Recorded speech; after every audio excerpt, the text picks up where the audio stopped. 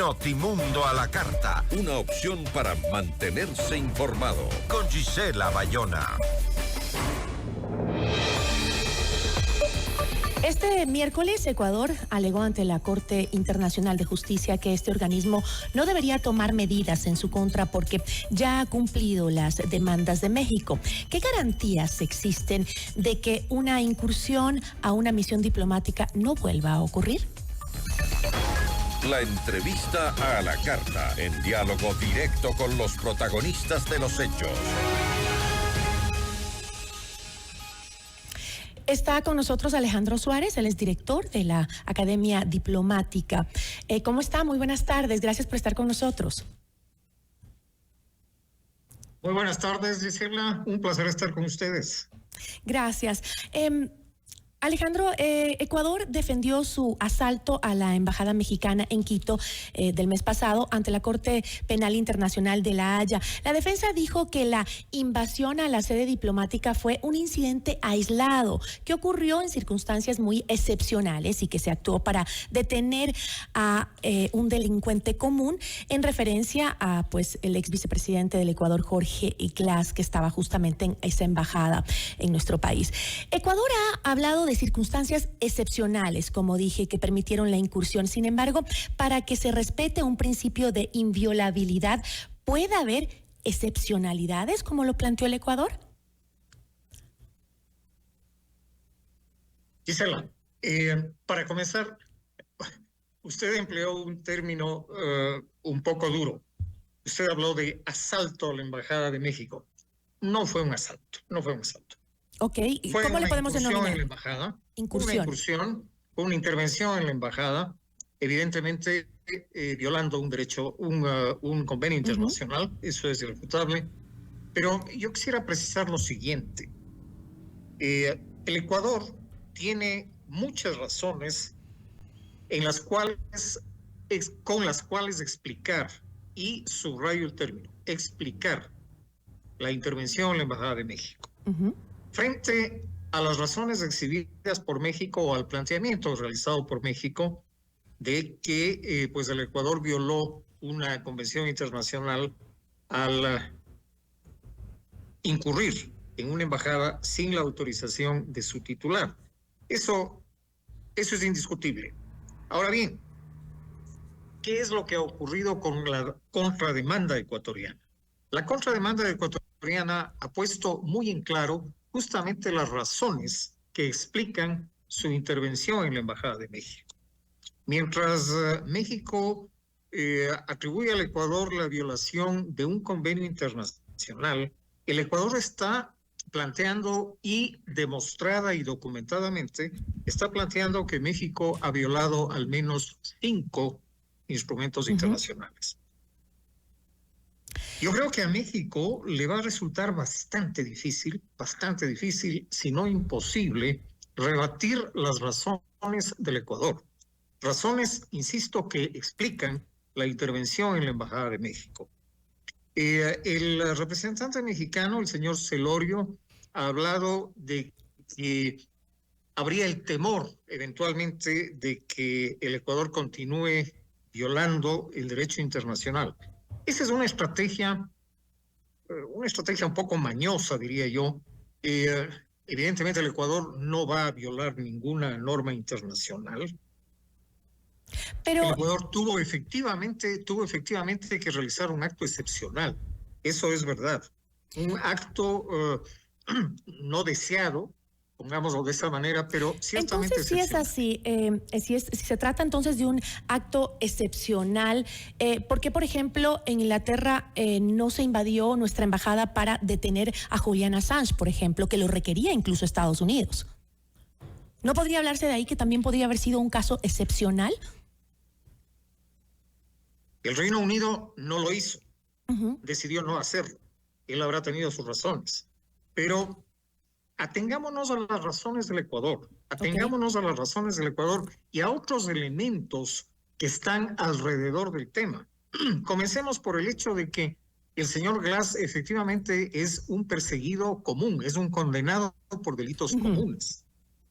Dentro de un proceso o al cabo de un proceso, 2 procesos al menos, que culminaron con sentencias ejecutoriadas.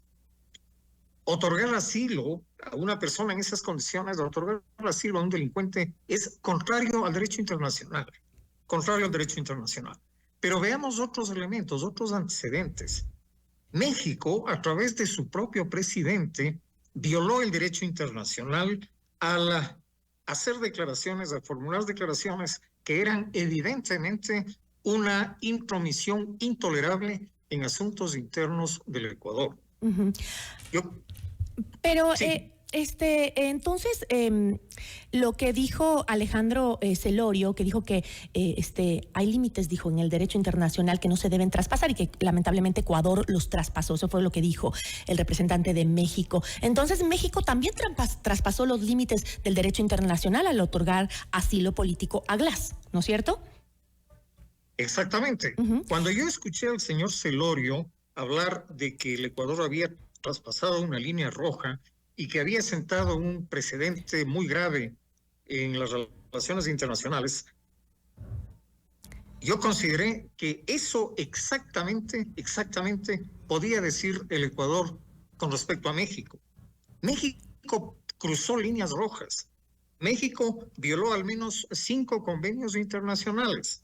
Estamos hablando de la Convención de Viena sobre Relaciones Diplomáticas, de la Convención de Caracas sobre Asilo, de la Convención de Viena sobre Derecho de los Tratados, de las convenciones de lucha contra la corrupción de Naciones Unidas, la Convención de Mérida, casualmente adoptada en México, Mérida, México, y la Convención Interamericana de lucha contra la corrupción.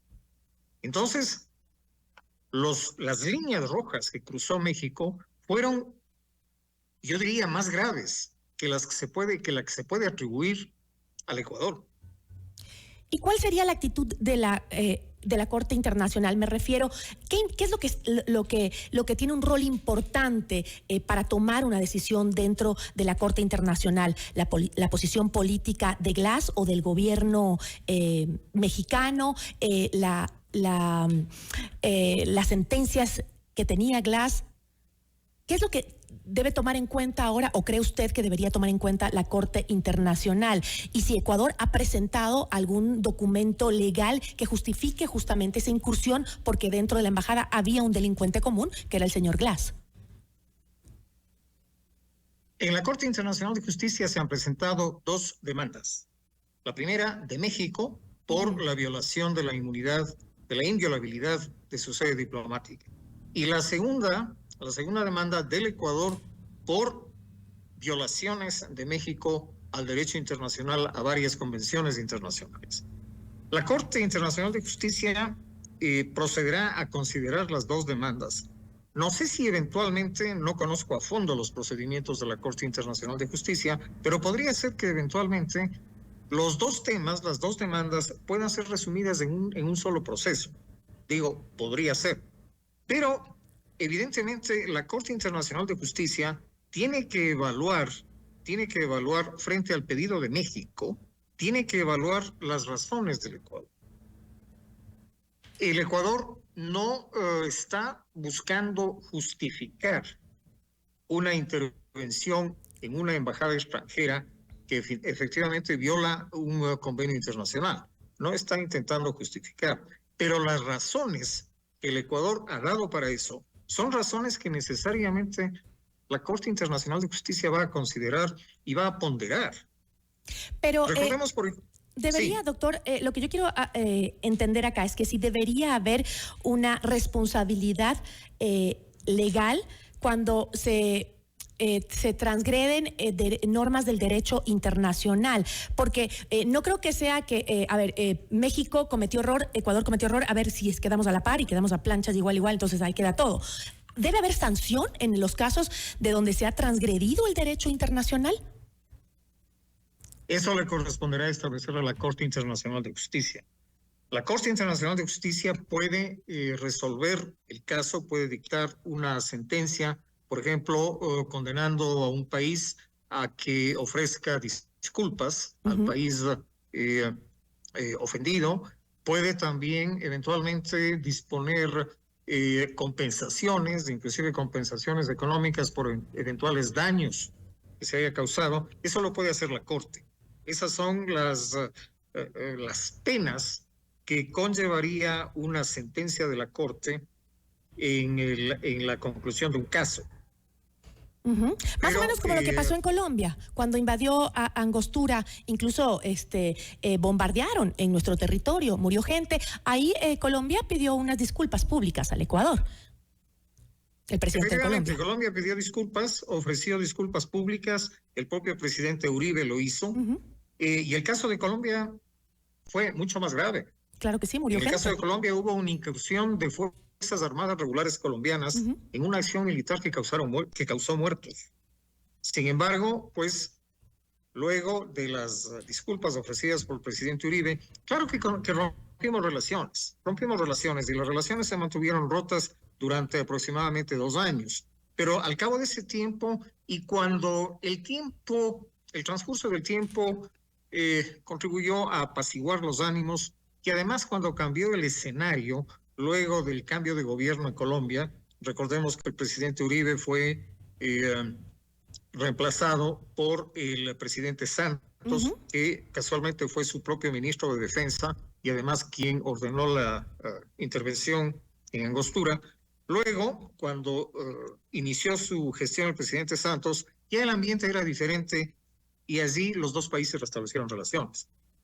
Esperemos que no se tome mucho en que Ecuador y México restablezcan las relaciones, ¿no? Que sea pronto, porque es lo que nos conviene, creo que a ambas naciones, ¿no? Pero ahora me gustaría, Alejandro, a usted consultarle algo como director de la Academia Diplomática sobre otro tema, sobre las asociaciones de empleados de servicio exterior del Ecuador rechazaron este lunes una propuesta de reforma legal que se tramita en la Asamblea Nacional y que implica reducir a 30 años de edad la edad mínima para ocupar el cargo de embajador. Es la reforma a la Ley Orgánica de Servicio Exterior que sugiere reducir de 35 a 30 años la edad para los nombramientos políticos en el rango de embajador que suelen hacer los gobernantes del país bajo la figura de la llamada cuota política. Esto, ¿cómo lo ve usted? ¿Usted cree que, como dicen algunos expertos en diplomacia, que se estaría pues desprestigiando la carrera diplomática? Yo me remito, Gisela, al contenido de la carta a la que usted ha hecho referencia. Me remito a esa carta, al contenido de esa carta, y lo suscribo. Y quisiera plantear también el tema desde la perspectiva de la Academia Diplomática, que como usted sabe es la institución que forma a los diplomáticos de carrera. Para ingresar al servicio exterior se han establecido condiciones, requisitos, como son el poseer un título universitario, poseer un idioma extranjero y luego pasar una batería de pruebas psicológicas y de conocimientos que habilitan a los concursantes para que puedan ingresar a la Academia Diplomática y recibir un entrenamiento de 2 años. Ese es el proceso. Luego, al completar el proceso de formación en la carrera, los aspirantes, más bien los terceros secretarios ya formados en la academia, pasan a pertenecer al servicio exterior en el primer escalón de la carrera.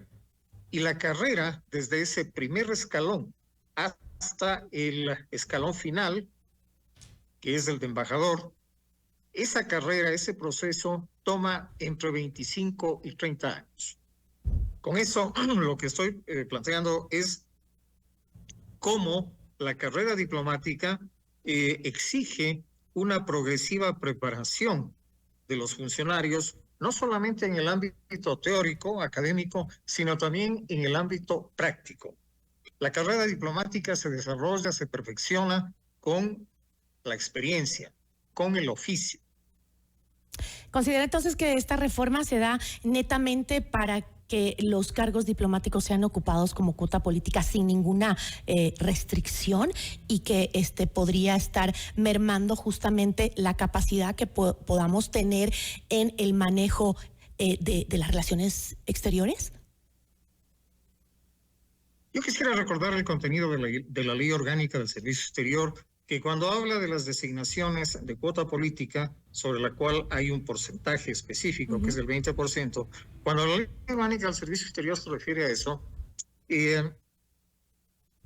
precisa que las designaciones en cuota política tienen que hacerse para personas con preparación, con experiencia, con imagen y que hayan prestado servicios relevantes al país.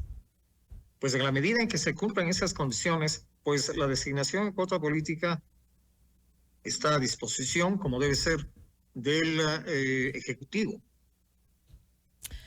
Pero sí, siempre es importante que se tenga una trayectoria que nos ayude a presentar al país en el exterior y a trabajar justamente en cooperación con los otros países, me imagino, ¿no? Porque no, por más cargos que tengas, también no debe ser fácil enfrentarte a otras naciones para tratar temas binacionales, temas de relaciones exteriores. Creo que lo que usted dice y lo que dice el reglamento es importante, ¿no? Esa experiencia que también se logra con los años, no solo es la carrera, sino esa experiencia que se logra con los años dentro del servicio diplomático. Yo le agradezco muchísimo, Alejandro, por habernos acompañado. Muchas gracias, Gisela. Que tenga una excelente tarde. Estuvo con nosotros Alejandro Suárez, él es director de la Academia Diplomática. Notimundo a la carta.